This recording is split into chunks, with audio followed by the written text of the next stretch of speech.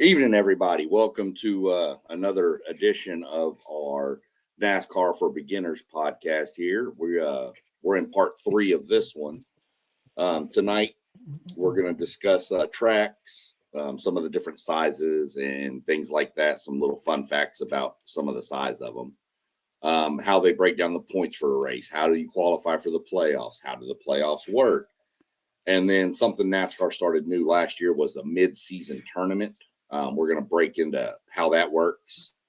There's going to be some changes to it this year, but I'll kind of give you the gist of how it works. Just something kind of fun. And they do a bracket challenge for it too. And I know everybody loves brackets. So without further ado, I got my buddy Adam Trimmer joining me here. He's got you can notice he's rocking the U.S. kit there. Had the World Cup draw today. Y'all definitely keep tuned into my page if you're a soccer head. We're going to do some World Cup talks coming up. Just a little side note for everybody too. I'm also going to have Adam on with me a few times, just kind of talking random sports, maybe a little baseball, little hockey, just random stuff. If you go look, there's another segment of one of my shows called A Little Bit of Everything, and that's kind of what we're going to title the series Adam and I throw together, because to be honest, you get us two together and we don't know where this is going to go. Yeah. There's no way we're going to stay on topic on one thing. So I'm already ready to talk about the World Cup. Right. Your NASCAR podcast. Right. So that's what I said. I told myself on the way home, I said I should have made this a dual pod and gone like the NASCAR Cup or World NASCAR or something, The World NASCAR Cup. The problem is we'll get busy talking about one of them and never go back to the other one. That's what I'm saying. I'm not hold my tongue about the World Cup for right now, because we got some stuff to talk about. But let's get into it. Little background with Adam on NASCAR is Adam and I met up here. And I was big into NASCAR, and he's kind of asked a few questions here and there, and we've done some stuff, but he's not as involved as I am. Of course, he's still interested, but skeptical, I guess would be a word, of how much fun can it really be to see cars go in circles. But I've shown him some stuff, and he's intrigued. So we're going to bring him on, and he's got some questions that we'll answer in the throughout the show too. And then if y'all got questions, anybody watching, be sure you can drop them in the comments and we'll get to them and get every question we've got answered. You can see all the different channels we do. We're scrolling at the bottom. Y'all go like, subscribe, watch, listen to all those different things. There's a bunch of different stuff out there we do. You've got me doing this and a little bit of everything. You got FanDuel Zaya, who does a lot of Ohio State stuff and does some betting stuff once in a while. You've got Robert at WTP for life. Robert, big UT guy. I don't really get along with him right now, but good guy nonetheless, and got some good content on his. You got Level Up Sports 10 Mossberg, who I'm going to be working with on some stuff. He's got to try to find some people that we can sit down and I know we can do some like one-on-one interviews with based on NASCAR, hockey. May even tell him to see about finding somebody for World Cup stuff and have you jump in with the World Cup and do an interview with somebody. We got Parlay Poe. He does the Blitzburg podcast. Michigan. He's a big Michigan fan, and that's not real popular down here, but it's probably a little more possible now. A little more able to deal with it this year versus the past 4. But you got City League TV. They do a lot of City League, school stuff here in Columbus. And you've got a post game. He's got the Post Game 86 podcast. Real big into basketball. Big Notre Dame guy. Really, really good people on here. Good content. Except for the Michigan Pittsburgh guy. That guy. Well, that can't be good. There's a couple of Buckeyes. There's actually 2 Longhorns. There's a Florida State guy. There's a Michigan guy, Notre Dame guy, and me. There's actually 2 Michigan guys, and then me is the only Aggie. So I get bombarded from every side, but it's fine. Sure. I'm used to it. If you grow up an Aggie, you're used to it. So what happened during that game? I told you I had to work. They They just didn't come back like they they just always out do. physical us in the second half. This is not anything that's been done before. Um, Mhm. we did a bunch of content on that whole week. That's up Yeah, on, you can find through my channel or any of the but other channels. what's your like overall like? I'm You not think worried you're all about it. right? Yeah, I'm Yeah, good. We're in the playoffs, so I'm good. yeah. I wonder what your seating would be. I guess Right now we're 7. there's a lot to be decided still. Right now So we're 7, but I think we'll either stay at around that 6 to 7 range, that makes sense. which is Yeah, fine. because Which is fine with me. yeah. I mean, we host a home I'm playoff interested. game. That's, I mean, last year it might be a blessing. You might That's do what we did last year. You know what I mean? Like, what I told everybody. I mean, it worked for Ohio State. So and I will tell you, I went to that Tennessee Ohio State game, and I've been going to the horseshoe my entire life, and I've never seen it like that. It was, no one sat down. It was so live. So like, if they get that opportunity, like it's a whole different animal. So I'd say that would be pretty awesome. Or that, it's going to be pretty awesome if you get the home game. Uh, and feeding off that crowd's going to be, yeah, and you have a lot of momentum going into the playoffs. So that's dope. I'm in that position where I'm like, I don't even know. There's so many possible outcomes that like, right. if someone was asking me what I thought about what's going to happen in the play, I was like, dude, I have no idea who's even getting in at this point. Yeah, So I'm glad I don't have to make that decision for sure, but um, it's going to be. I'm interested to hear you guys next week when it's all like laid out. yeah. Once I think we're going to do a Sunday show. If they don't want to do a Sunday show afterwards, I'm probably going to do a Sunday show after the selection to kind Yeah. of go through it. But I'm sure we'll get one going through our guys. Um, If I'm, yeah, I mean, no, I got yeah, some shit to do that night, but yeah. I mean, I don't know what time it's going to be, but I'll shoot you a text and let you know. for sure, for sure. Um, before I jump into this, I don't.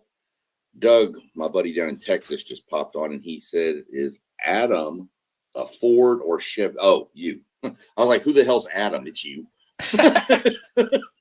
Wow, I'm not even drinking. So, Hey, um, I just started. yeah, I got pink lemonade. Um, I got a seltzer that's gross. No yeah, shouts out to Happy Dad. we call it TV static. Um, Yeah, that's exactly that's exactly what it so was. Whitney got seltzer, and I was like, I oh, don't I'll know. I try don't it. know I don't know if Adam is really a Ford or a Chevy guy. Are you? My dad's a Chevy guy, so Okay. I guess I am by default. Yeah. He's a big Chevy guy. He's got like an old Camaro, and he's a big. Well, So I by default Chevy guy. I have a Ford truck that doesn't wear on, but yeah. it was Ford Ranger. I had it Oh for a yeah. long time, and I got to give big shouts out to Ford Rangers. I Those don't things know. last forever. Yeah. Um, but I guess I'm a default Chevy guy for sure. So When I used to like my dad liked Earnhardt, yeah. and I liked Mark Martin because I thought his car looked. I had a like Matchbox car of his Oh car, yeah. Yeah. and so Mark. Yeah. I He's was a like, that Ford. was my guy just because I liked his car. That's The white and blue Valvoline. I was like, yep. hell yeah, that That's was my how. dude. Believe it or not, people that don't have that or get into NASCAR that aren't family related, like their dads aren't big, but like my dad was never into NASCAR. I got into it by flipping channels and seeing a black Ford Mustang or whatever they were driving back then with a big orange Texaco star on the front, and I fell in love with the car, and then I fell in love with the sport. Yeah. Yeah. I had the little Matchbox car, so I Yep. was just like, that was my guy. I think I got it in like a Christmas or something. I don't know, like a Actually, up there you white can't really elephant. see it, but up there on top of my shelf in the back, you've got that's the exact replica of the pace car or one of the cars from the inaugural race ever at the Texas Motor Speedway. Okay, I Yeah, can't see it at I bought all. that Yeah, I bought the whole one.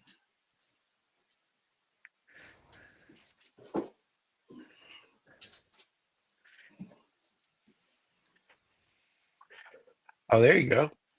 Yeah, bought it at an antique store for like $20. Nice, nice, nice. Oh, they have So that's how tons of you those. that's how you got into it. Just flipping channels one day, flipping like Sunday afternoon, flipping channels back home, and came again. I was like, "What is this?" And then was just locked in for the rest of the. That's it. That's how I got into wrestling. Similar Yeah. story. So no, we'll jump in now that we got the Ford question out of the way. So I guess neither. I'm Chevy deep by default, but I don't know. yeah, The cars look like I think they are the same. They just put a different sticker on them, right? right. Like in Most people in this sport are either Ford, Chevy, or Toyota based on what your driver does. But like yeah, me, my driver's a Ford driver, but I have a Tundra. So, yeah, I'm not worried about that. I like who I like no matter what I drive.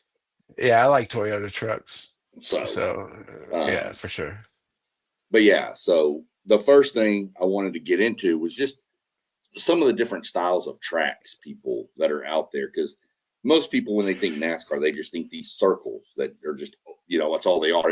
And for the most part, that's the majority of it. You Well, have they were racing like through the city in Las Vegas, right. weren't they? Well, they were racing Yeah. through the city in Chicago, Oh, Chicago. That's it. That's but cool. yeah, that was cool. That they did that for 3 years. That stopped this year. They're going to go race on the naval base Coronado out in San Diego. That makes sense because it's probably easier to shut that down than Well, you would like think than shut the down the city of whole island. Yeah. right. So they're going to race out there. Of course, you have your big tracks that a lot of people have heard of: Daytona, Indianapolis Motor Speedway, the big name brand tracks, Talladega. Those are like considered like super speedway type tracks, and Yeah. then even Atlanta is nowadays. But then you've got those are pretty much 2 mile tracks. There is one track that's a triangle. Really? Yeah, it's in the Pocono Mountains in Pennsylvania. It's called Pocono Raceway. It's like 3.2 miles, but it's a triangle. Huh. They call it the Tricky Triangle, is its nickname. Tricky Triangle. Yeah. Then you've got a lot of 1.5 mile tracks, which used to be called cookie cutters because they were all the exact same, but now they've changed some of the banking and stuff, so it's a little different on them. Like Charlotte Motor Speedway is 1.5 miles. Texas is 1.5 miles. Kansas is 1.5 miles. There's just a bunch of 1.5 mile tracks. So that's the majority of the tracks. Those are just considered regular tile tracks. Then you go into what you consider like short tracks, which is small tracks like Bristol Motor Speedway, still probably one of my favorite. It's a That's the half one you mile went track. to, right? Right. That's a half mile track. Then you've got stuff like Iowa Speedway over in Iowa, which is like 8.75 fifths of a mile. You've got stuff that's you've got stuff that's 5.26 miles. You got things that are 3/4 of a mile. You got some that are 2 miles, 3 miles. You got all different sizes, and they're all banked differently. So not every track is the same. Some tracks are flat. And by saying flat, that's like the banking in the corners, like 2 degrees. Really? And they're different shapes. They're not all oval. Indianapolis is more of a rectangle. The Pocono's a triangle. That's the Brickyard. Yeah, the Brickyard over at Indy's. That's like a rectangle. You've got the that's triangle. a big one, right? Right. You've got the one over in Martinsville, Virginia, that's shaped like a paperclip. It's got really long straightaways and really short corners.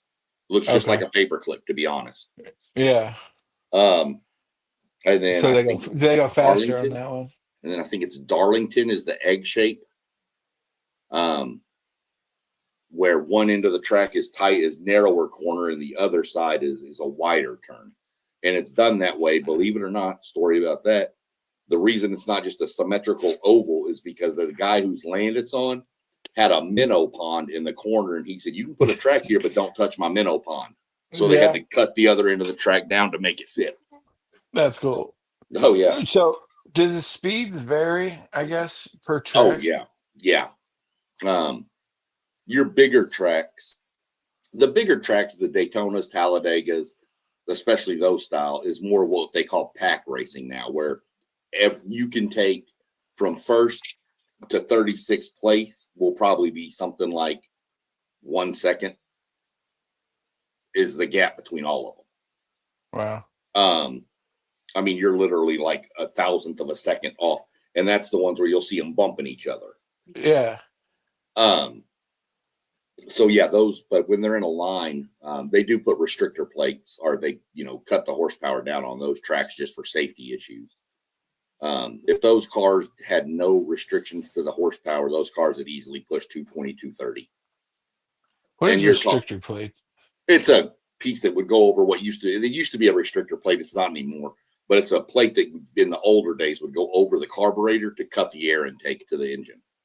Oh, wow. To cut the power down. So, yeah. But they don't really use those anymore. Now it's just all horsepower and stuff. Are they just capped at like they can only go this fast? Yeah. Yeah. Yeah. And they, and then on your other tracks, like your Charlottes and stuff, you'll get around 175, 180. Daytona, when they're running green wide open, they're running about 195, 200, right around that range. Michigan hits about 200. Talladega, all those. Your 1.5 mile tracks are all right going to be around that 175 to 180-ish range. And then, of course, your short tracks on the straightaways at Bristol, the 1/2 mile track, they'll be doing 120 down the straightaway and then slow down to 60 degrees in the corner, 60 miles per hour in the corner. Do you get in trouble for going too fast then? Nope. And as long as your car's legal, no. If you're cheating and making your car illegal, then yeah, you're going to get in trouble. So that's just the limit of what the car can do, basically. I mean, the cars are all pretty much even nowadays. There's not a lot of work that can be done to make them go that much faster. One thing I'm really excited about for the upcoming year, though, is on certain tracks, they're going to increase the horsepower 100 miles per hour for the cars, which is going to obviously make the cars faster, and it's going to make the They're going to go 300 miles an hour. No, just the engine. The engines right now, the engines right now are like a 550 horsepower engine. They're going to allow some tracks to be like 650. Huh. So that'll pretty much add, call it maybe, 10 miles per hour. Okay. So just that's not an exact science. I'm not trying to be an engineer. That's just a good general knowledge for people that, if the horsepower in the engine's going up, then the speed's going to go up. How does that vary from like Indy cars? Do they have like those you win by money by having the best car, right?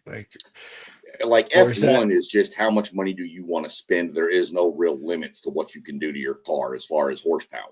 You can do whatever you can do. Formula One is pay to win in my mind. So you can make your car fast. IndyCar has a little bit more regulations, but the IndyCar is dominated by a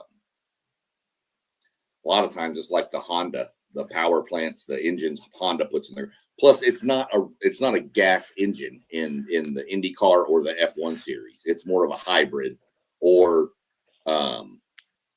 like a dual engine, not like the engines in the NASCAR series or the engines that are in cars and trucks now, V8s. Yeah. The ones in the IndyCar and the F1 really? Yeah, they're not the same engine. It's a whole different engine package. Yeah. So that's your speed there in the different tracks. Couple of little fun things I thought of while I was doing this. Just to give you an idea on how big the Daytona, not the track itself, but just the grass area inside the track. Yeah. You can take all 15 venues of sporting events in Florida and put it on that infield. Yeah, like the Tropicana Stadium where the Rays play, Ben Griffin, the Dolphins State, all the stadiums, 15 of them can fit inside of the track area. Damn. Talladega, you can take, and this was done before the SEC expanded, but if you take every 14 SEC schools, leave Texas and Oklahoma off because they weren't in this list. But if you take all 14 SEC football stadiums, they all fit inside the infield of Talladega Speedway. Damn. How? That's 2 miles. There's an airstrip. There's an airstrip like they used to. They can land like a 747 in the back of Talladega in the infield. When you say 2 miles, is the whole circle, or is it like 2 miles on each side? Like nope, 2 miles just from the start finish line. 2 miles, and so Talladega is 2.67 miles. I wonder how long those straightaways are then. Long. The longest straightaways in NASCAR are at Pocono. It's like 1,800 feet, 3,800 feet, stuff like that. Yeah, they're insane. So if everyone has the same car, like, well, what separates driver? Like one. Yeah, but I feel like there's you can still there's little things you can change on the car. Like you can change the way the rear wheels are sitting. You can change the brake bias and the front to the back. You can, there's little subtle things you can change on the car, but you can't just say, hey, Adam, let's go race. Here's you a 550 horsepower car. And then I come out with a 750 horsepower car. It's just not going to end well. So they want it to be more, they want to bring back more of the driver skill. And it's also the tires wear out while you're driving. So you have to be able to manage your tires. That helps speed. Believe it or not, I've seen, I've talked about Kevin Harvick before, my driver. And I can promise you can go watch, there's a few of his races. And you watch the race and you'll hear him talking to his crew chief who makes they talk about decisions to make changes on the car. And he literally goes, I don't know what you've done, but this car is garbage. And he comes into the pit. He comes into the pit stop to get a change of tires and fuel. And Rodney, his crew chief, said, all right, we're going to take a 1/4 pound of air out of the right front. And Kevin comes back on the radio and goes on to win the race because he just starts flying past everybody because his car handles better now. A 1/4 of a pound on a 3,600-pound car makes that much difference. It gives you more grip, I guess. Yeah. Well, it just makes the car handle better going into the corners. Like last year in the playoffs, my driver was starting from the 3rd position in the first round of the playoffs and goes into the first corner and wrecks because there's bumps in the track. Yeah. They said they had one setting 64 1,000th off. And he hit a bump and it sent the car into the wall. That's how insane these changes on these cars can be. Well, I mean, I guess this is a different question, but how do they eat through? How many pairs of tires do they go through? Good question. If you go back, this is for anybody else that wants to know this. I'll answer your question. But if you go back to part 2, you'll find that out. Maybe one of my previous episodes, I discussed that. It's roughly around $25,000 a race for tires. Wow. $1,200 normally for 4 tires. And why do they get eaten up if they don't have any tread on them? Right? They're all flat, right, but the track is made of asphalt and they just get hot. Well, some are, you got asphalt, you got rock, you got, gravel in some of these tracks. Some are concrete and there's little pits in them.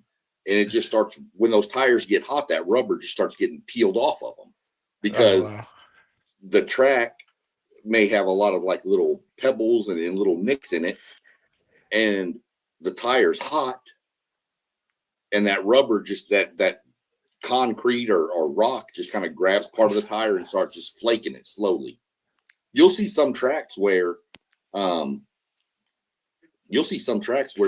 you'll come in after a run and put on a new set of tires, and all of a sudden you're running faster. You're 3 seconds faster than the cars that haven't changed tires yet.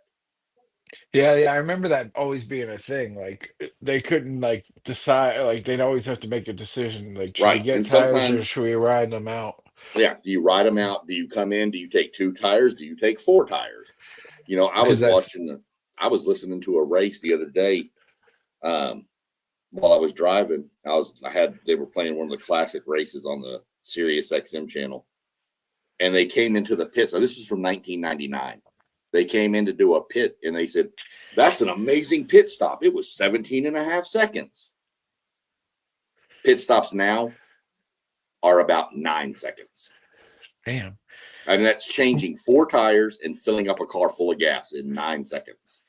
Did they switch it so it's only one bolt, or is it still full? Yeah. Like No. We went. NASCAR has now changed over to the single lug system on each tire now. But the difference used to is, say that. yeah. Well, now in the lower levels, they still do those. Yeah. But if you go watch an F1 or IndyCar, when they change tires, they pull in, they got the jacks, and they lift the whole car, and there's a guy on each tire. Oh, wow. Not in NASCAR. In NASCAR, the guy comes out with a jack, lifts up one side, they change the tires, goes around, lifts up the other side, they change the tires. So they can only have one guy. You've got 1 jack and 2 tire changers, and then a fuel guy, and then they move to the other side of the car. They don't have 4 guy on every tire. So that's why you can see F1 pit stops last 2 seconds. Yeah. Because they're just, but NASCAR, you have to jack it up, but you need to, because you have to fill the car. Because the F1 and stuff, they have these big, huge, like gas hoses that just fit into the car, and they just, NASCAR's got a gas can and a guy holding it. Yeah. But it's still like faster than a gas pump. Like they fill up a whole tank. Yeah, like they're putting 22 gallons into a car in 10 seconds. And how long does their gas last? Oh, not very long. That's what I'm saying. Like they get. I'd have to go back and look it up again what it was, but that gas is also I think it's $19 a gallon. And they're using 22 gallons. I think I broke it down to where it was something around $5,000 for gas for a race. Oh man. Yeah, go watch some of the other episodes I've done of this. I will. Yeah. You'll see all the breakdown of how much sponsorship costs, things like that. Yeah. Mm-hmm. $19 a gallon. Yeah. Well, I'm gonna put 1 gallon in my car. See what happens. And you talk about the tires. Here's a funny story for you. Back in the day, at one of the and I don't want to get the racetrack wrong, but it's one of the oldest racetracks. They were racing on it, and one of the guys they kept blowing tires. Like literally, race teams were going into the parking lot and taking tires off like my car and putting it on their race car. They were literally buying people's tires so they could literally. Oh man! One guy wound up beating the whole field by like 17, 20 laps. He lapped everybody. There was nobody on the lead lap because he knew the track was bad. So he went and bought some big diesel tires with like 6-ply tread on them and never had to change tires the whole race. Oh, that's awesome. When was this? This was years ago in the 60s, 70s. I mean, it was so fun. It was crazy. It's one of the craziest stories, though. That's wild. I would have sold my tire. I'd be like, these are $25,000 tires. Not back then, but they were. Some people were saying they were just taking them. Didn't even ask you. They just go take them. I'm like, what? That's fun. That's come back to your car. You got no damn tires. Yeah, like I thought we were at the racetrack. What happened? Right. I didn't know we were in downtown. Whatever city you want to choose. I'm not going to make fun of any cities. I'll make fun of Houston because I'm from there. You could say St. Louis for the the vacation Right. aspect of it. Right. Like when he pulls over for directions. So those are some of the different, tracks and styles. There are road courses too, which we turn left and right. You mentioned Was the street Watkins courses. Glen one of those? Yes. Okay, I had a friend that used to, like him and his dad would, in high school, would go up to Watkins Glen every year. Yeah. Watkins Glen, Circuit of the Americas in Austin, Texas. Ooh. Sonoma out in California. And then Sonoma. sometimes they'll turn like Daytona can turn into a road course. Indianapolis can. Charlotte can. They do race at Charlotte. They call it the Roval. It's a combination of you're partly on the oval track and partly on the road. Oh. I hate it. I'm not a big fan of road course racing. It's not I my think they favorite. look cool. I think that looks cool. It's neat to watch them go left and right but I'm just not a big fan of road course racing, especially going to it in person because the cars only come by like every 4 or 5 minutes. I think they had one. I think they had one in Columbus at one point, a road course. They possibly did. I thought I saw like some picture back in the day. And if you're ever curious what tracks are near you, just go to NASCAR tracks, go to NASCAR.com, look up tracks. You can even go to NASCAR.com and then /regional, and it'll show you the regional tracks that NASCAR operates, like little smaller tracks, like maybe say Eldora over here that we've talked about before, you and I. Oh yeah. Stuff like that. There's a racetrack up in Hartford, Mid-Ohio is outside of Columbus. That's probably the one you're thinking of. Yeah. It's a road course, but further up over near the Pennsylvania border, Ryan Blaney bought a racetrack up there. So, but you can go to NASCAR.com /regional and it'll find you tracks that are local to you that are NASCAR sanctioned. But even if it's not a NASCAR race, auto racing in these lower levels is so fun. These little guys out there. You got guys like Bubba out there. I mean, got a dip in his lip, and some of them get out with a cold. Some of them probably have a cold beer in their lap. But these guys are just normal you and me guys who love to race. And that's what's fun about the small tracks. And they need the support too, because that's where a lot of these kids comes from. That's awesome. So they were driving regular cars too. Well, they drive. They're called. There's a bunch of different models of cars. There's late model cars. There's sprint cars. There's so much to get into on that level of it that it would take us about a 7-hour podcast. And yeah. So when did the cars stop being regular cars? Like they're still regular. The cars they drive in the NASCAR Cup Series, you have to be able to buy off a lot. What, you can't buy a NASCAR? No, you can't buy a NASCAR, but it has to be it's a stock car, a car that is made by the manufacturer. Ford uses the Mustang, Toyota uses the Camry, and Chevy uses the Chevy because they don't make Camaros anymore, but that's what they were racing. But they can't label it as a Camaro because they don't produce the Camaros anymore. But they all have the same body. They just have stickers that look like body styles are different per manufacturer too, though. Are they? Yeah, the body styles are a little different per manufacturer. Ford may have a bigger opening in the front. Chevy may have a smaller one. They're different body styles. Oh yes, it's pretty much the shell of the same car you can buy. It's just massively reinforced inside with a much bigger engine and stuff. But I mean, obviously they don't have headlights, and they're just stickers. No. Right? The headlights, it looks like they do, but no, they're just stickers. Yeah. They do have blinking lights in the back for when it's raining and a windshield wiper. Do they? Yep. They have what about the front? Do they have a windshield wiper in the front? Yeah, the front has a windshield wiper. Oh, windshield wiper, not a back. I thought you were saying it was in the back. They have a blinking light in the back for if it's raining to let people know. So in case you're having trouble seeing, you can see that. And then they've got the windshield wiper in the front. Yeah. Yeah. See, what do we got here? Robert, nice to see you in here tonight. What'd he say? What type of track is the most difficult to navigate? Good question. It really depends. Your short tracks are always going to be a lot harder to meet, to like get around people because everybody's compact. But do you like running into the back, like oh yeah, they attacking do. people? Yeah, Like, I mean, hit like them. the front guys are going, you know what I Yeah, mean, into the back. yeah, Yeah. they'll pass them. The big super speedways can be tricky because it's so finesse driven, because you're literally 6 inches off cars in front of you and behind you and beside you. And if you want to move out and you mistime it, you're going to take out 20 to 30 cars. Road courses, I mean, I guess a road course would be maybe one of the hardest, because you are having to keep an eye on the traffic around you, turn left, turn right, brake, accelerate, shift, all these different things you have to do. I mean, these aren't automatic cars. They're all standard. You have to shift. Yeah.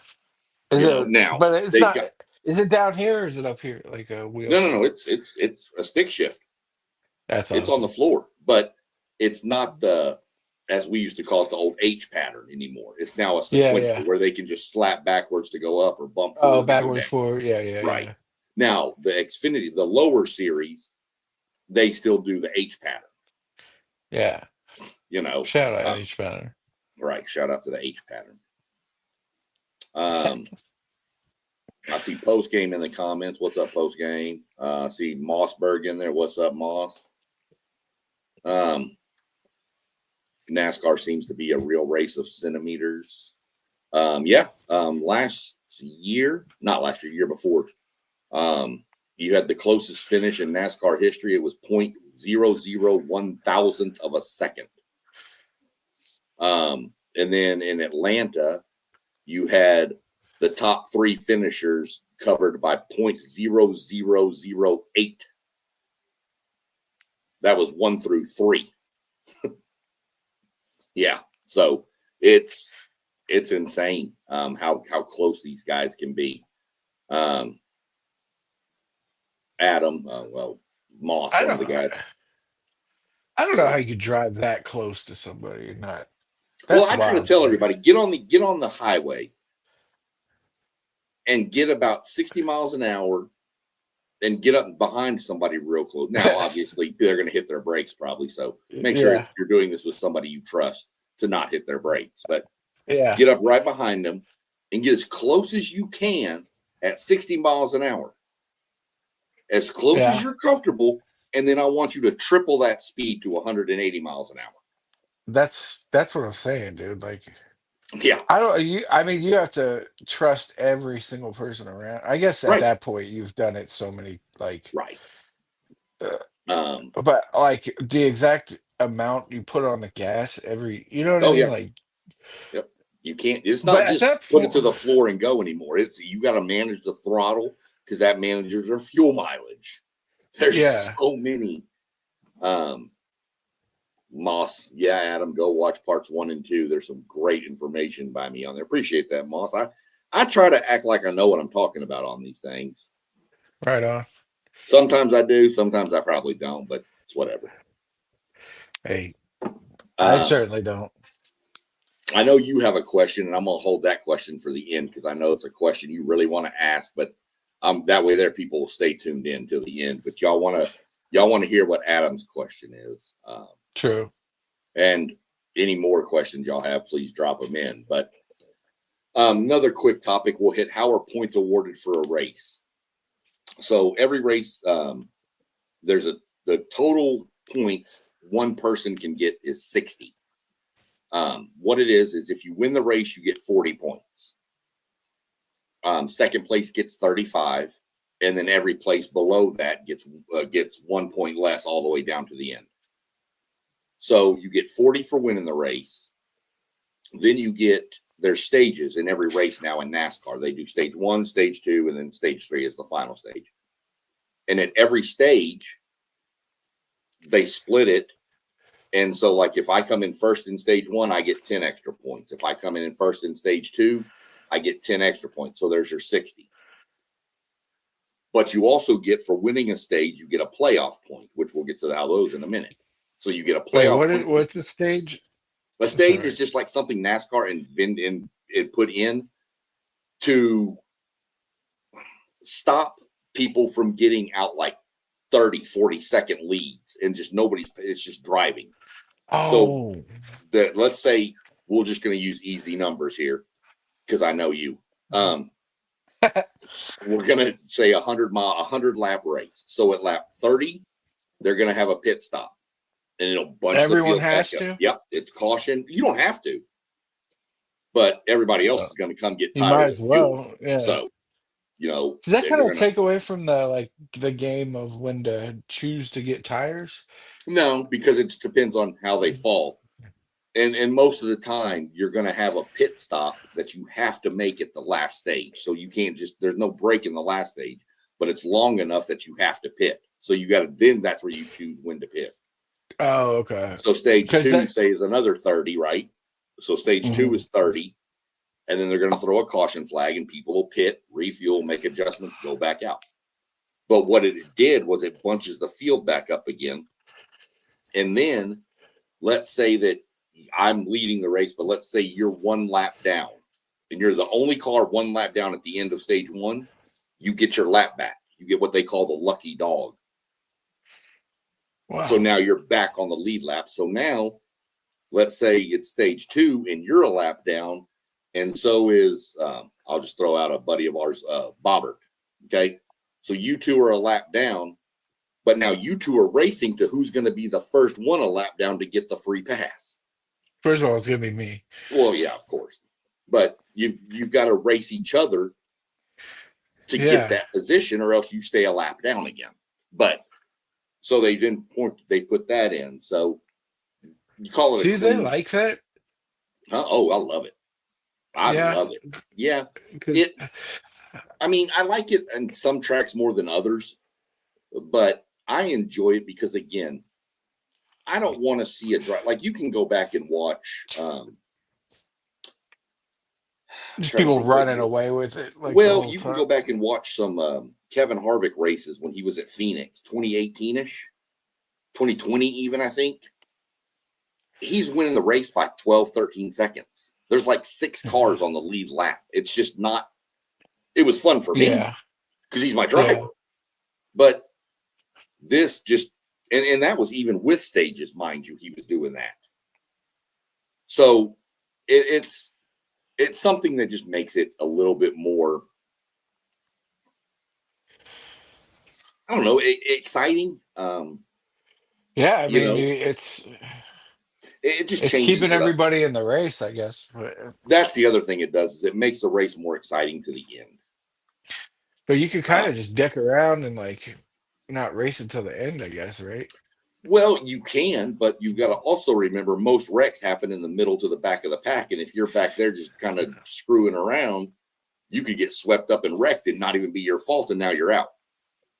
That's because everybody back there is just hanging out, not trying to. Plus you want to win the stages because it's playoff points that you carry over. Yeah. So if you do a clean sweep of the weekend, the race in both stages, you're going to wind up leaving there with 7 playoff points. And that doesn't seem like much. But let's say you do that 10 times in a race season, 26 races, that's 70 extra bonus points you have to create a cushion when the playoffs start. So it's huge. But is that how's that? Is that just for seeding in the playoffs, or is that I'll get to how that. the playoffs work? I'm gonna get there. That's coming up. But so let's just say, and at the end of the 26 race regular season, whoever has the most points, not playoff points, just regular points, gets 15 extra playoff points for winning the regular season champion. So that's how points are awarded. Used to be you get a point for leading half of the race, leading the most laps, things like that. Now they don't do that anymore. It's just the stage breaks and the end of the race. So the next one up is how do drivers qualify for the playoffs? 2 ways. Win a race out of the first 26, or have enough just once. Points. Yeah, well, normally. So we're just going to go with the basis that, let's say there's 12 people that win races in the first 26 races. Those 12 are in the playoffs. Then the next 4 highest in regular season points are in. Now, let's say there's 17 people that win a race in those first 26. There's only 16 that get into the playoffs. So that 17th driver who won a race, whoever is the lowest in points with 1 win is kicked out. Yep, that's how the playoffs work. So if you win 2 races, you're pretty well good. It's never, in the years they've been doing this, all the years, 10, 15 years, 20 years they've been doing this format, it's never happened that there's been more than 16 winners in a regular season. So Really? It was 15 last year. So it's gotten close, but it hasn't happened. But you're bet, if you can win 2 races, you're pretty well secured and locked into the playoffs. In the playoffs, those are all points too. Or that's what. This is where it gets confusing, and that's what I'm fixing to break down next. Which I know everybody gets confused on, how do the playoffs work? Okay. Right. It's not as complicated as it sounds. Pretty much what happens. Sorry. You're good. Pretty much what happens is the 16 playoff is set. So the playoffs work in kind of stages. You have 3 races, and then there's 3 races, 3 races, 3 races, and then 3 races. Okay. But it's like there's 16 drivers. So they race 3 times, and the 4 lowest in points are eliminated. Then they race 3 more times, and the 4 lowest are eliminated. But it's not just them in the races, No, it's right? Everybody. It's everybody that's in the series. It's not just the playoff drivers. It's everybody that has a car. No. But what's the point of those dudes being there? Because that makes it, you have to watch out for them too. What if you're racing near one of them and they blow a tire and wreck you? Now you're screwed. Yeah, but I mean, what's the incentive for those dudes? Like, they still get money. I don't know. And then I was and then they're still jostling for points in the regular. Because at the end of the season, NASCAR pays you out based on points. So if you're 28th in points and you race through the playoffs, even though, then let's say you move yourself up to 24, that could be $400,000 extra. Yeah. But are those dudes? They're probably not going that hard, are they? No, they are. Playoff dudes. Yeah, the playoff guys are too, but the playoff guys have to be a lot smarter too, and not do something stupid to wreck themselves. So anyway, you go 3 races, eliminate 4, 3 races, eliminate 4, 3 races, eliminate 4, and then you do the last race at Phoenix. Well, it was at Phoenix last year. It's going to Miami this year. And that's where you have the final, the championship 4. Can't call it the Final 4. The NCAA told NASCAR to stop calling it the Final 4. So the championship 4 go to Phoenix along with all the other cars, and they race. And you don't have to win the race. You just have to finish higher than the other 3 people in the 4. And you're the champion. So, okay. So all you got to do is outrun the other 3. And that's how it works for every round of that, or just no, every round. So, okay, when we start round 1, all 16 drivers have 2,000 points. Okay. But I've earned 40 playoff points. So I start with 2,040. Let's say that you snuck in, you're the 16th seed. You don't have any playoff points you didn't earn throughout the season. So I have 2,040 and you have 2,000. Well, for you to catch me, 40 points doesn't seem like a lot. But if I come in 3rd in a race and you come in 1st, you only gained 7 points on me. You see? So it's hard, but you don't have to catch 1st place. You just have to catch 12th place. Because after the first 3 races, 4 are eliminated. Now we're down to 12. Now, when we go to the round of 12, everybody's points are reset to 3,000 in the top 12, and you get your playoff points back again. You get to use them again. So now you got more people. Then when you go to the next 3 races and you eliminate, and now you're down to 8 drivers, everybody those 8 start with 4,000 points. This is chaos. Who decided this? Oh God! When you watch it, it's a lot easier. Why did they make it math?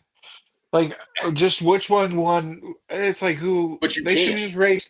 They should race 16 dudes, and whoever like the 12. No, but people like playoffs. NASCAR, but they never had them. It used to be who earned the most points wins the championship. There was times there's 5 races left in the regular season. You already know who the champion is.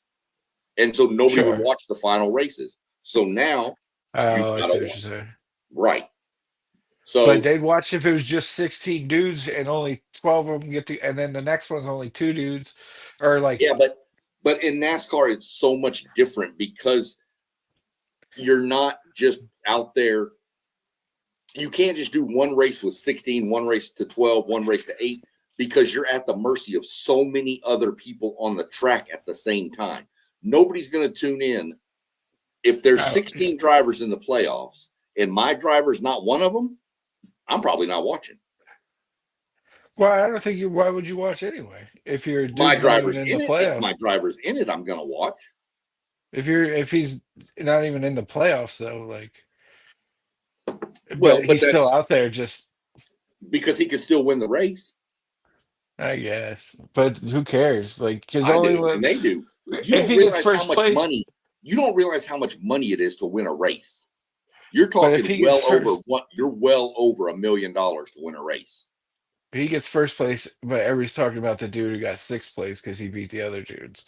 Well, that's how it works. But you get that big trophy. You get over $1 million payday. I do want that trophy. That's what these guys. A lot of guys think these guys race. You'll hear them say, "I'm trophy hunting. I'm trophy hunting." Some of the trophies are killers. I mean, Martinsville gives you a grandfather clock, like handmade. Loudon, New Hampshire gives you a lobster, like a 15-pound lobster. This thing they hold up like this. Bristol gives you a sword. I do want that lobster. Texas gives you boots. Bristol at the spring race gives you a guitar, I think. And guys have like literally smashed it. Yeah, dude. Gotta smash the guitar. There's some of the trophies are just these guys want them. I get it. I'm just saying, like, I don't know. That's a wild system. It's the only sport that involves everybody all the way through the end. Yeah, that's what I was trying to describe that. Like, that's wild. But that's what makes it, because even if your driver is eliminated from the playoffs, like mine was eliminated last year, I still watched every race because I wanted to see how my driver was doing. And I was then locked into the racing, the championship at that point. So, because in NASCAR, you have drivers you like and drivers you hate. Like, I can't stand Denny Hamlin. So if my guy's doing good in the race, or if my guy wrecks early inside of the race, then I'm like, man, I hope Denny or Chase Elliott. I can't stand Chase Elliott. And anybody, I know I'm going to catch grief from people that watch this that love him, but I can't stand him. And so I'm always like, oh, was that Chase involved in the wreck? Yeah, I mean, I guess I watch bowl games. That's the same thing. Right. You'll watch the Cheez-It Bowl. The Pop-Tart Bowl is the best one. Well, I get that, and I love the Pop-Tart Bowl, but you're going to watch it, is what I'm saying. Yeah, and so, at least with this, if you don't have a favorite team in the Pop-Tart Bowl, but if you have a favorite driver, it gives you something to root for. That makes sense, yeah. And I mean, it's kind of the same exact thing. They get a dumb trophy too, right? So it's just odd that the dudes that are already out of the tournament are still, you know what I mean? Like, that's a crazy concept. Yeah, it's what makes it though, because it makes it so intense with the just like I said, if you eliminate it down to 16, then 12, then 8, it's going to be a terrible race because there's not going to be any other cars around. Yeah. Those guys are just going to drive in single file till it gets near the end, and then they're going to race. And it's this way here. You got guys coming up from the back that are like, no, man, I want the trophy. I want the payday. No. And some of these guys, when you get to the playoffs, they may not have a ride next year. Their contract may be expiring. So they're racing, trying to show, hey, somebody want to give me a ride next year? They're racing for a job. What like winning the NASCAR playoffs? What's that mean? Like, what do you get? I mean, besides money. That's what I'm saying. So like, no, you're the best guy. That's it. No, you're the NASCAR chief. Yeah. It almost guarantees you induction into the Hall of Fame. You get tons of notoriety from media outlets. Of course, you're getting paid to go on all these different shows. Yeah. You know, some of the guys, take it back to their hometowns because some of these guys are from small towns. They take it back and parade it around their hometowns, things like that. It's not like winning the Super Bowl or the World Series where, let's go have a parade. It's just not that kind of sport. It's a team sport that's not a team sport. I mean, it takes everybody on the team doing their job correctly, but at the end of the day, if that driver doesn't do his job, then it's all no matter what everybody else did. So yeah, it's a driver-based sport that is a very team orientated, and that's why you will see, if you go watch the past videos, you'll see me talk about, somebody had asked, do they change pit crews? Do they change? Yes, 100% they do. If you've got a 4-car team or a 3-car team, like say Roger Penske has 3 cars, let's say that Blaney and Logano were still in the playoffs, but Cindric's been eliminated, but Cindric's pit crew was better than Blaney's, they'll swap the damn pit crews for the next race. Yeah, dude. I mean, they move around. They'll move one person. They'll move the whole team. Doesn't matter. Yeah. So how many NASCARs do they have, like, per guy? Does he have so when he gets there, does he have like 3 NASCARs with him? Not at the track. Yeah. No. 1. You only get 1? Well, and if that fucks up, you're just done? Well, no, you have 1. Some cars that are like single car teams, like the Haas factory team, they only have 1 car. They'll bring that car and then they'll have a backup car on the hauler. But like the big major corporations, Penske, Gibbs, Hendrick, they've got, like Hendrick has 4 cars. The Kyle Larson, Chase Elliott, William Byron, and Alex Bowman. But they'll probably bring 2 backup cars. And they're just the shells. So if Chase Elliott wrecks his car, they'll just pull the car out of Alex Bowman's trailer. You know, so they have 2. Not everybody carries a backup with them for each race. The only time that I think they've done that was when they went to Mexico City last year, because they were leaving Michigan and going to Mexico City. So they needed, everybody would almost have to have a backup for each person in case everybody wrecked, Yeah. But it's pretty much whatever you start the race with, that's what you're in. You can't wreck your car and then go pull the backup out. No. That's right. No, the backups don't, they're just a shell. They have no engine in them. They might nowadays, but they don't have all the other stuff. They have to still go install everything. So that's why when you see a guy wreck in practice or qualifying and they say he goes to a backup car, those guys on the pit crew and stuff normally work till like 2 or 3 in the morning trying to get that car ready.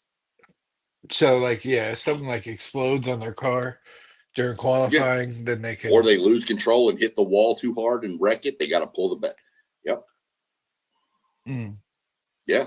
And then you need 4 So for me to be a NASCAR racer, I need $25,000 worth of tires, 2 NASCARs, $5,000 worth of gas. Well, Okay. Plus the entry. How much is the entry? Well, see, that's where it gets tricky. If you want, do you want to race the whole season? I'm gonna start a GoFundMe to do one race. No, yeah, I don't know. I'd have to look up what the entry fee. Well, first off, you'd have to be able to pass the driving test because you have to go I'll pass it. Driving on super speedways. But if you wanted to race the whole season, it's going to cost you $35 million. All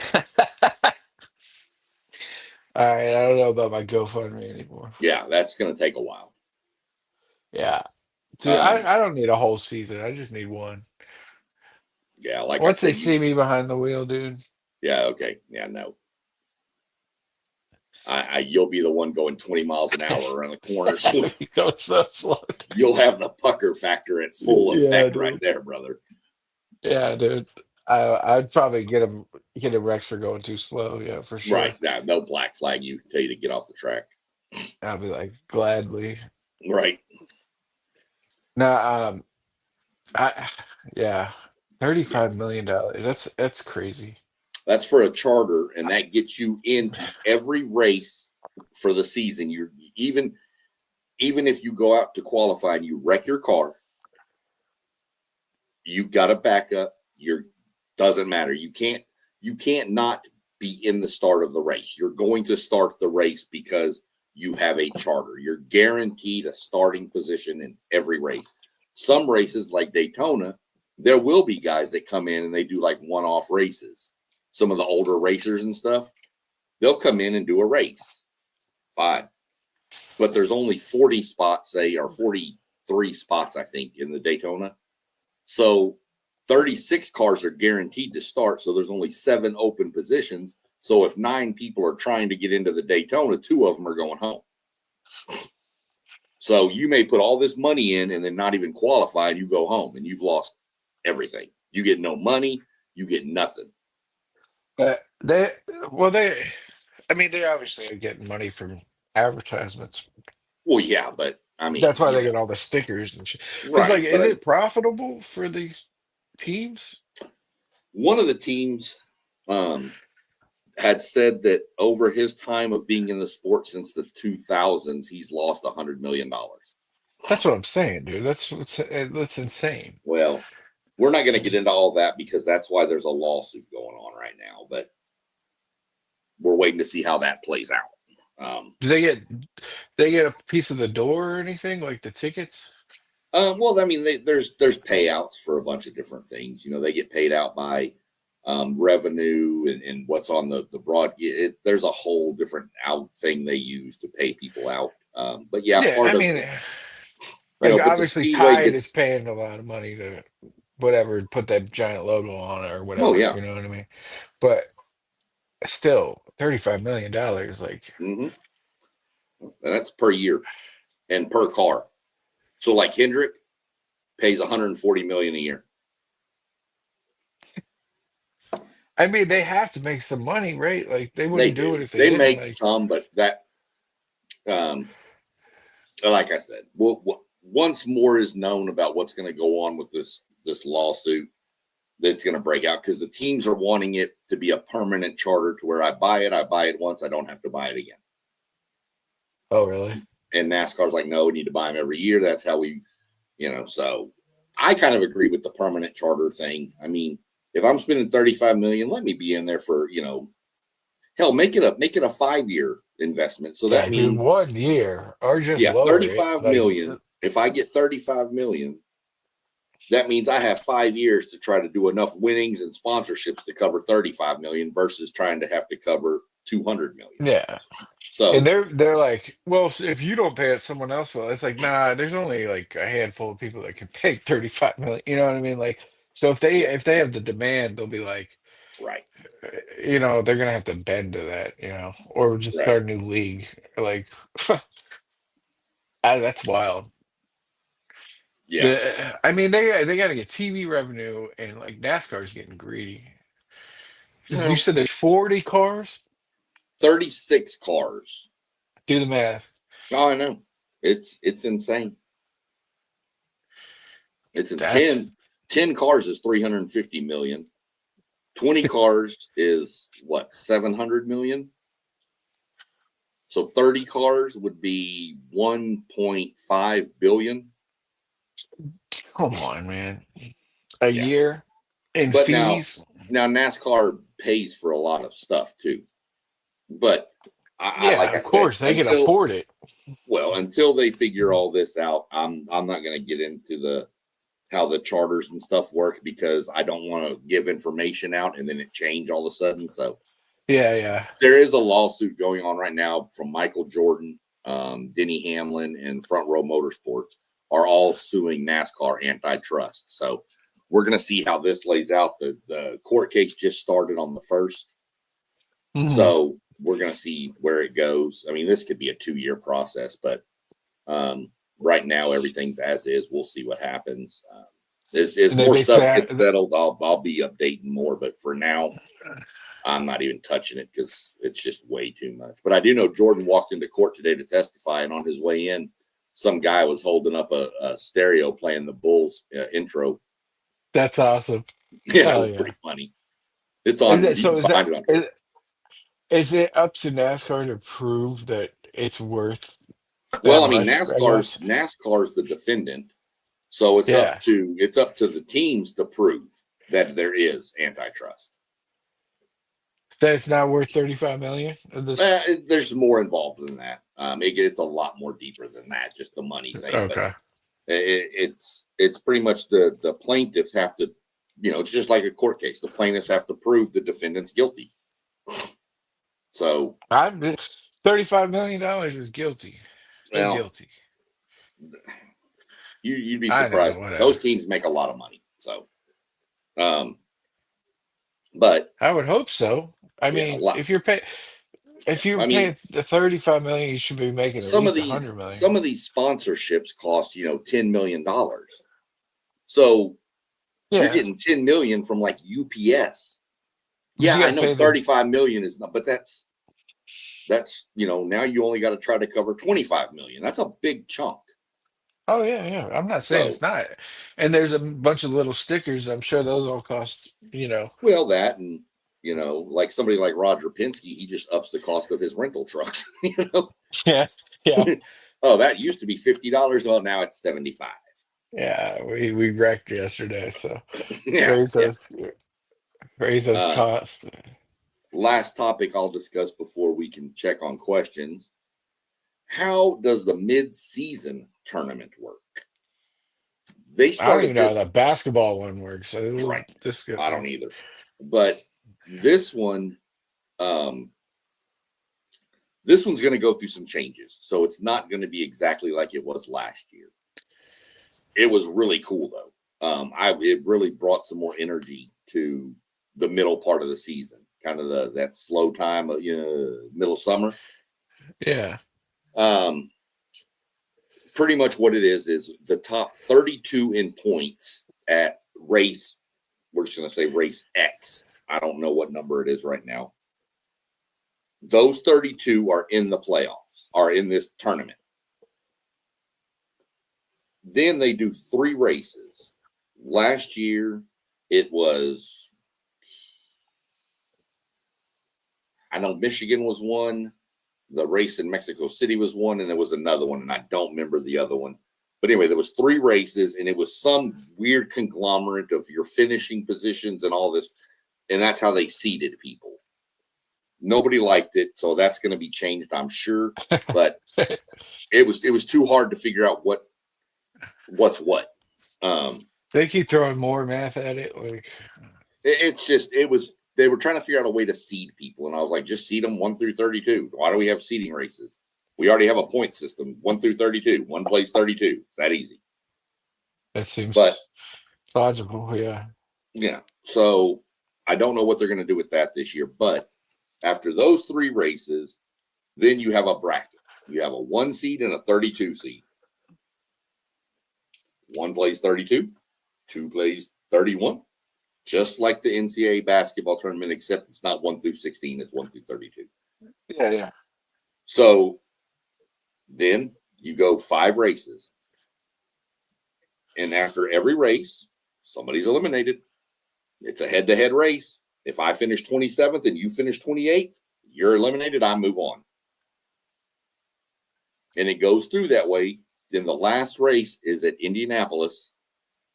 And it is the winner. That'll determine the winner.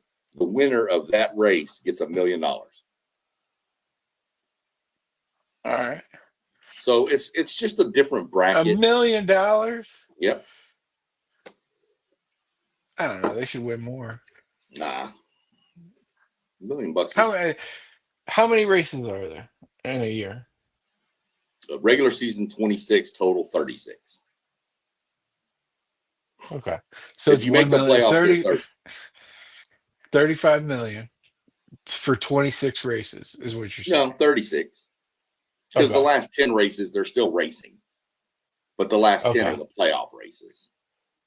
So So if you win $1 million, it's like $1 million per race. So you're basically racing for free. Well, you win $1 million for winning the midseason tournament, and that's just the driver gets $1 million. That's tight. Yeah. So and you don't have to beat everybody. You just have to beat the guys you're matched with that week. So it's a bracket. It's a bracket. It's the number 1 seed versus the 32. That makes more sense to me. Yeah. Right. But they do that in the mid-season to kind of spice things up a little bit. And it worked. They're changing that? They're changing the way. I think they're going to do some tweaks to the way the seating is set. I haven't seen anything new come out on it yet, but I'm keeping my eyes open for it. They're trying to make it more impossible to figure out, like the end of the season. No, the end of the season. To be honest with you, if you sit down at the end of the season and watch the first playoff race, they sit there in the pre-race and start breaking it down for everybody again, and it's a lot harder. It's harder to understand with me explaining it on a podcast versus I don't have all the graphics that they have. They have all these different graphics that show, and then as the races are going on, they have the pylon on the side of the screen, the scoring pylon, and the drivers in the playoffs are like in green.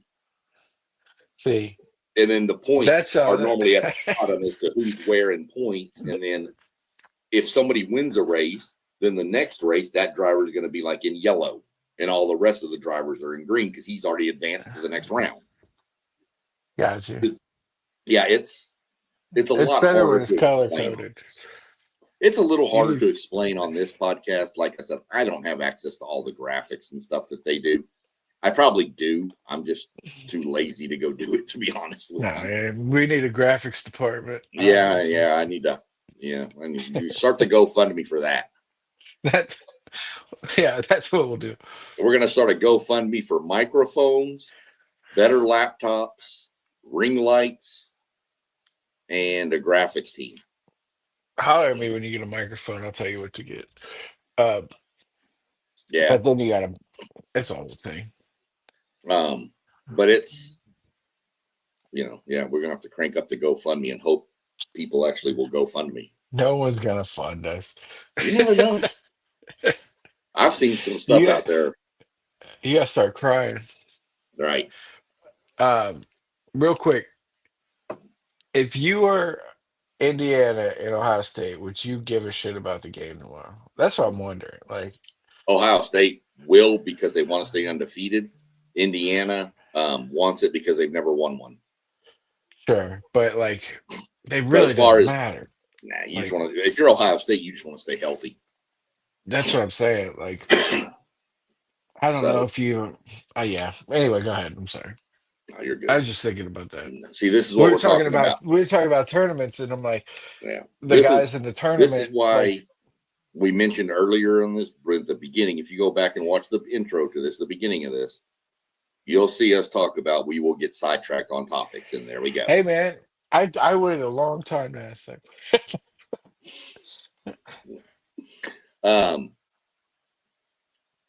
Nobody else has dropped any questions on us. You've had a few good questions and stuff, and That helped keep it flowing a little bit. We're sitting a little bit over an hour. Oh yeah. Um, Yeah, because I don't know anything, so that's why it's probably good to have me on here because I'm stupid. well, I mean, it's Like good. I mean, I ignorance like to of have people like you, and ask questions and stuff. And like I said, go back and watch the previous episodes. This is part 3. I labeled it. The first one was just NASCAR for beginners, kind of just an overview of the whole sport and stuff. So I didn't really label that as a part. Am I So on those? Am I on no, those other ones? Oh no, well, I only like the ones that I'm on. no. I'm Go watch just- them. Damn, help a I'm gonna brother go out. and I'm gonna If we go like look, because we need inject me and subscribers, and if stuff. we can get subscribers and people to watch, then maybe that will do the GoFundMe. Okay, that's the move. We got to get people to watch. Well, I'm And getting subscribe. gold here. No, Do what? nothing. What'd you say? I said we're giving them gold right now. This is Well, an hour and 20 minutes we gave them trying to give them almost. content and stuff that they want, but we still got to They have love it. subscribers. I did finally hit the 20 subscriber mark. I was pretty happy. Yeah, I'm climbing the We ranks. are out. That's pretty good. Yeah, yeah. For I mean, that's how it goes, Yeah. I mean, I'm not some big dude on a national thing with a big following. I'm just some guy who's on a group we talk sports and Yeah. beg people to subscribe. I like walk Now you through got the store 20. and I'm like, do you get on YouTube? Yeah. Can I see your phone? That's it. That's it. One at a time, man. That's the way to do it. I'm gonna start creating accounts. Right. Start work That's every evening. Then just go in every day and just like and share. Yeah. yeah, I'm not man. gonna be mad at you. So pretty much covered a bunch of the how the scoring and all that stuff works for everybody. I know this question was posted last time I did this, and I skipped over it because we got tied up talking about other stuff. But I know it's a question that's near and dear to a lot of people's hearts. Let me ask it. What So happens? Adam has asked if he can ask this question, and I told him most definitely so. The question that everybody wants to know is, What happens when they have to pee? Because it's what, 3 hours, 4 hours? How long's the race? everybody's question. Yeah. How long? How long's the Well, some race? are 5 or 6 hours. Some are 4 or 5 Okay. hours. Everybody wants to know that. What the easy answer? They pee their pants. That's now. I will say that doesn't happen that often. There have been times. Yes. You just can't stop. I would be hooked up to like a hose. Like, No, why not? No, because here goes back to, do you have to have that hose go somewhere? It could go to a bottle of Gatorade or something on the floor. Yeah, but then you're starting to just cut into, now you're cutting into the safety of the fire suit and all the safety devices they wear. So yeah, no, that's not an option. But I mean, if you can patent something that would work with all the safety stuff, that's what I'm starting to think. Brother, our right now. GoFundMe will be over. We will be millionaires in 5 seconds. So But a hose that I got. Y'all just realize that I'm on this with him. I brought him on here. So if he tries to do this without me and not give me, then I'm gonna sue. Sharks. We know there's 40 NASCAR drivers that have to pee. Right. So, so that's your. I don't think easy there's answer. a huge market. You'd be surprised, dude. It's not just NASCAR drivers. Yeah. There's 40 in the Xfinity series. There's 40 in the truck series. They're all over the rest of the world racing. There's me on the way home. Right. From Right. Of course, some of the people in Columbus, I just rather go out on the road and hit their window. Yeah. But that's a different subject. But that's the easy answer is yes, they just go right there. There's no contraption. All the scientific advancements we made in the world. Let me be honest. These guys are There's trained no NASCAR, athletes. NASA. These dudes are trained athletes. That doesn't mean anything. They know how to limit that. they know how to limit their intake of fluids before the race. But they need fluids. Right. But what about water? They drink water at the pit stop? Yeah, well, sometimes, yeah, but you're also sweating it out too. You're also sweating like crazy too. It's 140 they got a degrees in Camelback those thing cars. in their helmet. Now, a lot of times they have a hole in their mask and they have a water bottle and they just put the straw in. Yeah. Oh, really? Yeah. Why not a Camelback? Sometimes they flip their visor up and put the straw down and take a drink because you can't. You've got a harness around your head, holding your head back against the seat. Yeah. You put a Camelback behind you that's going to push you like this. Well, put it behind the seat. No, there's no room, dude. Plus, that would add weight to the car, which makes the car if slower. Everyone had it. No, not everyone would. Water and pee jugs. Like not everyone would. Had. You gotta have it. That's part of it. You have to have water and pee. So that's option 2 is monitor your intake. First of all, I don't even know if we're gonna make. I barely make it through this podcast without having to pee. So this is incredible. But you're also drinking. I had one of these beers and they're gross. But the third option is there are times when there's an extremely terrible accident and the race is like put under red flag where everything stops. And when that happens, the drivers can get out of their car and go to the bathroom. What? But they can't do it in the stage part? No. Well, I mean, you can, but by the time you get out of your car, go to the bathroom, get back in, the race is going to be going again, and you're going to be 3 laps down. How long is the stage break? 3-4 laps going under caution. Based on the track. Just the one car? No. I mean, all the cars come in, get their tires and fuel, then they go back out and get behind the pit. They don't just chill. Okay. No, and then they come back around. They come back around like 2 or 3 times, and then they they line up, and then they race again. So if you're in the bathroom, you're done. But yes, could you have like the Ricky Bobby thing where one guy gets out and the other guy drives around, and then he comes back, and then he goes to the bathroom. The guy drives a lap, and then he gets back in the car. No. You can't change drivers that fast. Yeah, I don't know about my NASCAR career because the seats are custom built for the driver. Yeah, but you're only doing the pace lap. Like, doesn't matter. You still have to get in the car as the backup driver. Then you have to get all your seat belts on, get your Hans device, your head and neck restraint connected. You're not going to get in a wreck, though. You're not putting all that shit on. Like, yeah, you do. You can't touch the track without it. So you got to put it all on. Then you go then you got to come back and take it all off and get out and let him get in. Yeah, no. You're not going to make a NASCAR career. I can already tell. Well, yeah. I mean, I already have to pee. I can make it from here to St. Louis without having to pee. Bullshit. That's my wife. Why? The only reason we stopped to go to the bathroom. 6 hours? Yep. I don't know if that's good. I don't know. It's probably not good, but I don't care. I'm trying to get somewhere, man. I got to go. Yeah. I think I stopped like 3 or 4 times on the way down. That doesn't surprise me. But I was supposed to drive by myself, and I'm not you, and I can't drive like that. Yeah.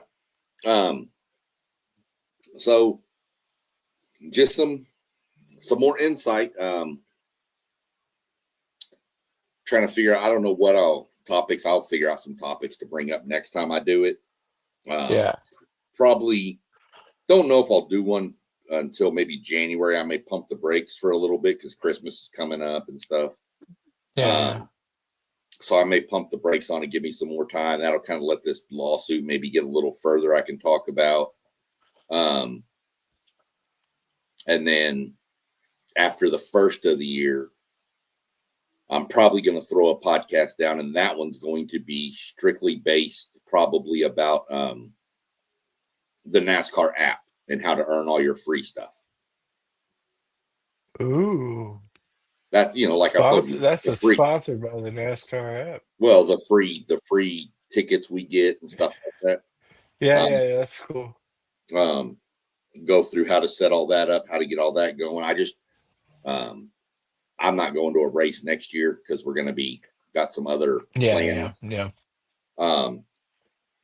So I'm not going to be going to a race next year. So I took all my points the other day, and they have sweepstakes going on. So I put I put 6,000 points into the full collection of the NASCAR diecast from last year, and I put the other 6,000 in a drawing to go to the race in San Diego there at the naval base. Yeah, because they pay for all your hotel, airfare, and everything. Coronado. I used to live in San Diego. Coronado's tight, man. Yeah, so we're going to. I just put all my points into that. Sometimes you get free gas for a year if you put your points in and win the sweepstakes. There's all kinds of stuff. So, I'll break into that more probably after the first of the year because the app, you have to use your points by December 31st. Oh, so you got to cash them out. Right. And then next year they start up, and it's normally middle of January. So I figure if I can throw a pod down sometime at the beginning of January before the app restarts for the next year, that'll give everybody, ready. And then once it does, then I can jump on with another quick post about just, it's live now. So we'll see how it goes. That may be something that if you actually got the app, we actually get together and try to figure out how to share a screen. Okay. While you're setting up yours, Yeah, for sure. So I'll get the app. Well, yeah, just hold up and do a share screen, and then people can see stuff, ways to click, what boxes to check to get all Yeah.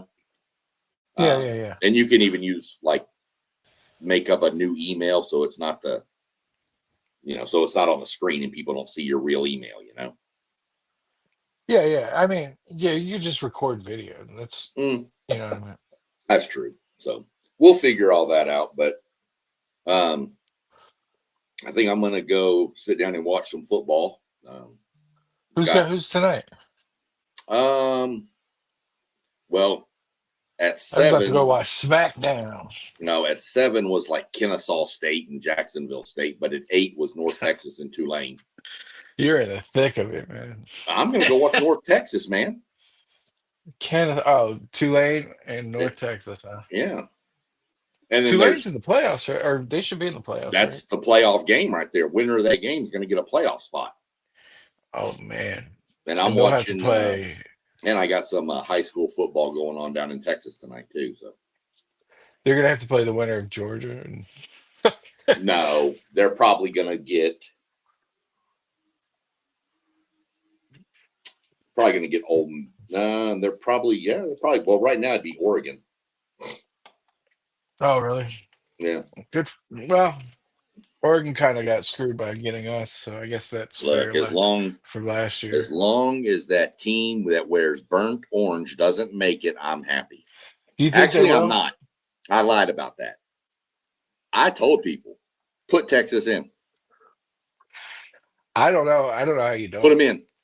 Give us the 6 seed, or give us the 7. Put Texas in at 10, and bring them to Kyle Field, and let's run it back. I don't know. I mean, they got a mess to figure out there, man. Mm-hmm. Yeah, everybody, keep your note. You can subscribe, click the little bell for notifications. You'll know when I go live. We're going to be on Sunday. I promise you. Whether the whole group gets on to do it or not, I'm gonna definitely be on for a reaction show to the selection committee. Yeah, because we'll have all the brackets and everything. That's going to be interesting. So definitely keep track. It was good jumping on with you. And like I said, had some good questions. Helped make the show flow a little bit smoother. And yeah, it was fun. Hold on a second. Robert, who actually texted me the same question you just asked last week, he said they wear Pampers. That's what I'm saying. Well, they ought to call NASA and get them diapers that one girl wore when she drove to Florida. That's what I'm saying, dude. I would definitely wear something. You talk about chafing. And then he said, I've learned more. I know more about NASCAR in these 3 parts than I knew my all 56 years. Yeah, for real. I still don't understand the playoffs, but well, like I said, you know me. We'll get together. I mean, it's not something that's easy to understand on a podcast because, like I said, we do need graphics and stuff, but we need to. That's why I do this, because it's a sport I really love, and I know it's not a mainstream, so to speak, sport, but I mean, if it brings people that don't know about it and it creates something, it's a great family atmosphere. I'm telling y'all, can't understand how family friendly it is. Yeah, I'm sure. And that's one thing I love about it. So if I can turn, 2 to 3 people onto it by these videos, then it was worth it to me because, it just makes a sport I love even better. It is. So it is. We will have some soccer talk coming at some point. Yeah. For sure. I saw that the Columbus Crews coach just got taken by somebody. Yeah, Celtic. Yeah, that's it. Celtic. I mean, he was what? gonna The go. Boston Celtics took a soccer coach? Yeah, they're that shitty. So, yeah, no, it was cool jumping on with you. And then, like I said, the questions were good. We're gonna do it randomly. We'll see where we go from here. And then yeah. The we'll Everything podcast. Look out for that. Yeah, for sure. Keep your eye out for the a little bit of everything sports. That's where I'm not shy. Yeah, that's just gonna be that podcast is gonna be 2 dudes just talking about whatever. Yeah, and it's gonna be like, all right, we gotta stop. Yeah, we won't go over 2 hours because if you go over 2 hours, you got to start editing stuff, and I'm not that involved, so we'll never go over 2 hours. But this is we won't go. This is we'll get into some good stuff. We got some stuff Adam and I can talk about, and then just kind of go through it. Other than wait till we yeah. start talking wrestling, dude. That's when it's getting real. Well, that's when I'm just gonna sit back and be like, I have no idea. I'm gonna do the wrestling for beginners. There you go. There you go. Wrestling for beginners. And it's gonna be 3 minutes long. Like, what is not? How do you not get it? It's right. Yeah. There's a good guy and a bad guy. Root for the good guy. Yeah. And there's a good guy, a bad guy, and they have a script they've practiced all week. Mm-hmm. And then they get in and they act it out. Yeah, John Cena was on Rogan today. It was a good interview. So I like to do this on our other podcast with the other group of guys when we used to go on Tuesdays and Thursdays. This is my degenerate gambling update for the night. Okay. James Madison is beating Troy 17-14. Kennesaw State is up 7-0 on Jacksonville State at halftime. North Texas is up 7-0 on Tulane. Tulane does have it 4th and goal on the North Texas 2. And Boise State is up 7-0 over UNLV.